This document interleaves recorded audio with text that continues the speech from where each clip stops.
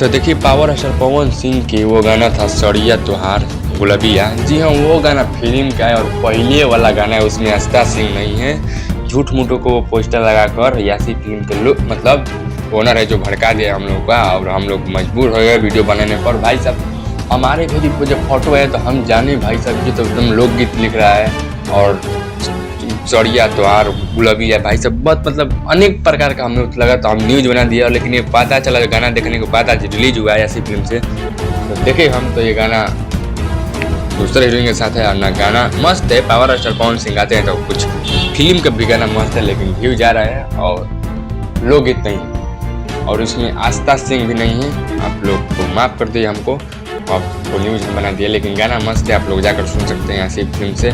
चलिए मिलते हैं कुछ अपडेट के साथ। नहीं हमको फोटो आया हमारे पास जब ग्रुप में तो हम बना दिए भाई, हमका जाने कि यही है, लेकिन सॉरी गलतफहमी हो गया।